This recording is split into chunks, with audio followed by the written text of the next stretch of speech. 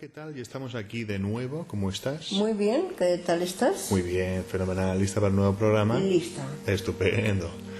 Bien, pues hoy vamos a hablar de un tema bastante interesante. Sí. La conferencia de Wannsee. Ah, sí. ¿A ti te suena la conferencia de Wannsee? Sí, bueno, sé dónde se reunieron los nazis, en Berlín, ¿no? Sí, bueno, esto es cuando la Segunda Guerra Mundial, los alemanes nazis, Sí. Lo que hicieron fue reunirse para desarrollar una exterminación de los judíos. ¿Fue donde crearon la solución final? Sí, Ajá. exactamente. O sea, desde el principio, desde cuando los inicios de los nazis, siempre han estado dominados por la idea racial de que los arios, Sí. que eran los originarios de los alemanes, creían ellos, La población origen, ¿no? sí, eran como superhumanos, Sí. y que ellos descendían de estos superhumanos, pero que luego existían otras razas Sí. que eran inferiores. Entonces ellos consideraban a los judíos en particular, Claro. seres inferiores. Sí, como los gitanos también. Sí, exactamente. Y bueno, lo que hicieron fue que lo que pasó fue que durante la Primera Guerra Mundial Alemania quedó totalmente destruida. Sí. Y bueno, pues tenía que recuperarse, y en ese momento pues de algún modo miraron a quién podían culpar del desastre de la Primera Guerra Mundial. Entonces los propios alemanes pues empezaron a buscar, entonces bueno, vieron que un buen chivo expiatorio eran los judíos. Sí. Entonces, claro, los judíos pues siempre pues de algún modo se mezclaban entre ellos, tampoco se juntaban mucho con los demás. A ver, hay de todo, evidentemente, no quiere decir que todo el mundo sea así,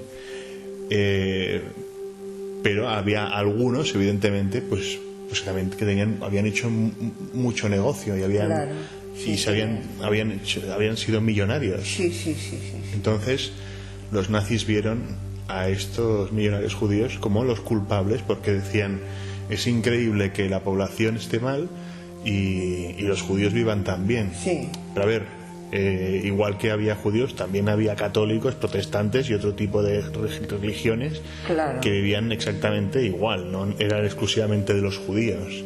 Era más bien un odio irracional. Sí. Y lo curioso de esto es que, claro, el odio movía a las personas. Sí. Entonces, no era racional. Y además se contagia, ¿eh? O sea, Sí. hay un fenómeno de facilitación social por el Sí. cual se puede contagiar todo este tipo de emociones. Sí. De hecho, ya en El Príncipe, que lo escribió Maquiavelo hace más de 500 años, Sí. le preguntan: ¿qué es mejor? ¿Que te recuerden por ser buena persona o ser mala persona? ¿Qué es mejor, ser amado o ser odiado? Y él contestaba: no, es mejor ser odiado porque te recordarán. Oh, qué barbaridad. Entonces, sí, es un miedo irracional que afectaba a todas las personas.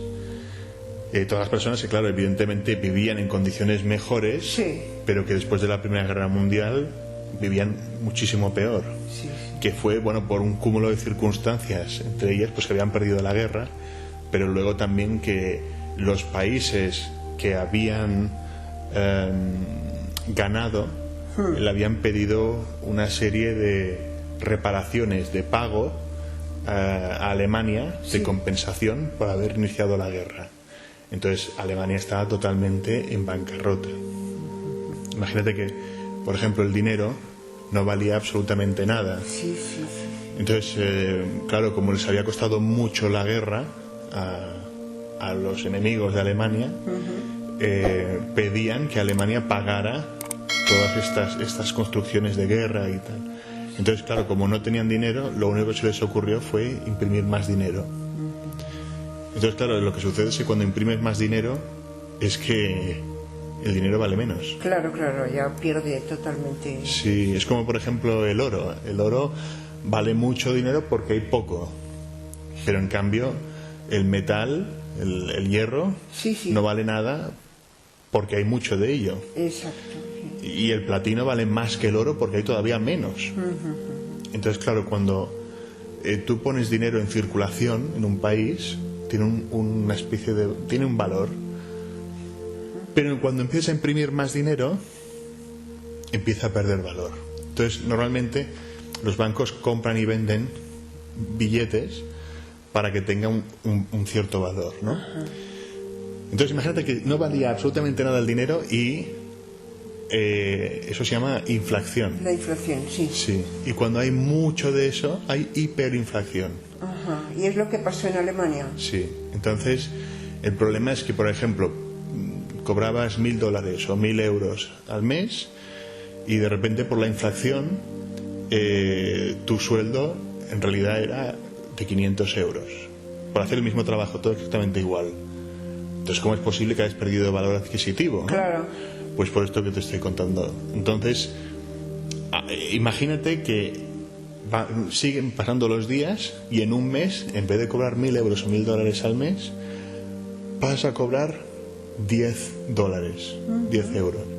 Cuando has hecho el mismo trabajo, pero en comparación a cómo el dinero de lo que valía antes, ahora no vale absolutamente nada. Entonces el papel la moneda llegó a valer absolutamente nada. De hecho, la gente le costaba menos dinero pintar su habitación que empapelarla. O sea, la empapelaba con billetes. Qué barbaridad, increíble, vamos. Y a lo mejor pues ibas por la mañana a comprar huevos o pan y por la tarde pues costaba muchísimo más caro que haberlo comprado por la mañana. Y la gente llevaba billetes, en maletines para comprar a lo mejor un huevo o huevos, ¿no?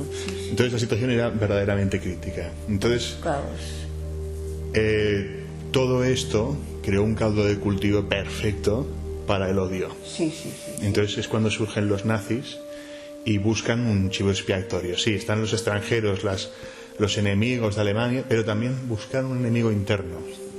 Entonces dijeron, bueno, una persona que no es como nosotros es nuestro enemigo. Entonces dijeron, pues vamos a buscar a judíos. Pero había muchos judíos que eran alemanes, o sea, que habían nacido en Alemania, que tenían la cultura alemana. Claro, muchísimos, sí. Sí, pero se empezaron a inventar un término que era eugenesia. Entonces esto es que básicamente había una distinción racial entre las diferentes especies, de las diferentes entre diferentes razas.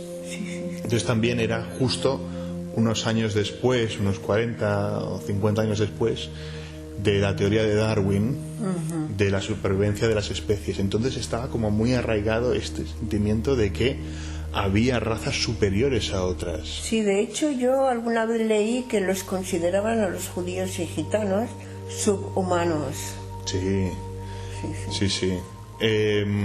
Claro, entonces tú ves fotografías cuando hemos ido a campos de concentración y hemos visto fotografías de los guardas que están vigilando a los judíos, pues que hacían, por ejemplo, álbumes de fotos y tú les veías y ellos tenían una vida fuera del campo de concentración totalmente normal, o sea,